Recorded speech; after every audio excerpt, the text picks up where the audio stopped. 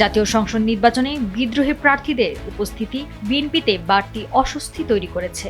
দলীয় মনোনয়ন না পেয়ে কিংবা বহিষ্কৃত হয়ে বেশ কয়েকজন নেতা স্বতন্ত্র প্রার্থী হিসেবে নির্বাচনে প্রতিদ্বন্দ্বিতা করবেন। এর পাশাপাশি জোটগত সমঝোতার মাধ্যমে ছেড়ে দেওয়া 8টি আসনও বিএনপির নেতারা বিদ্রোহী প্রার্থী হওয়ায় পরিস্থিতি আরও জটিল হয়েছে। ইতোমধ্যে বেশ কয়েকজন স্বতন্ত্র প্রার্থী নির্বাচন ছেড়ে সরে দাঁড়িয়েছেন। তবে এখনও অনেক আসনে বিএনপির বিদ্রোহীরা মাঠে সক্রিয় রয়েছেন।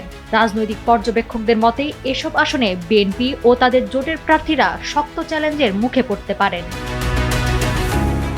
বিএনপির পদধারী অন্তত 30 জন স্বতন্ত্র প্রার্থী মনোনয়নপত্র বাতিল করেছেন। তবে এখনও অর্ধশতাধিক বিদ্রোহী প্রার্থীরা স্বতন্ত্র হিসেবে মাঠে রয়েছেন। তাদের মধ্যে অনেকেই স্থানীয়ভাবে বেশ জনপ্রিয়, ফলে ধানের শীষের প্রার্থীর পক্ষে কাজ করা বেশ কঠিন হয়ে পড়েছে। তবে দলের চেয়ারম্যান তারেক রহমানের নির্বাচনী সফরের আগে এসব বিষয় সমাধান আসবে বলে আশা করছেন বিএনপি। দলীয় সূত্রে জানা গেছে, বিদ্রোহী ও স্বতন্ত্র প্রার্থীদের বিষয়ে বিএনপি আপাতত কঠোরতা ও সংযম এই দুই কৌশলেই এগোচ্ছে। দলীয় সিদ্ধান্তের বাইরে গিয়ে মনোনয়নপত্র জমা দেওয়ার নেতাদের নানা মাধ্যমে প্রার্থিতা প্রত্যাহারে রাজি করানোর চেষ্টা চলছে।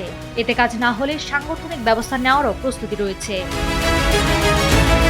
নাওয়ার সালসাবিল দুরদানা, সময়ের আলো।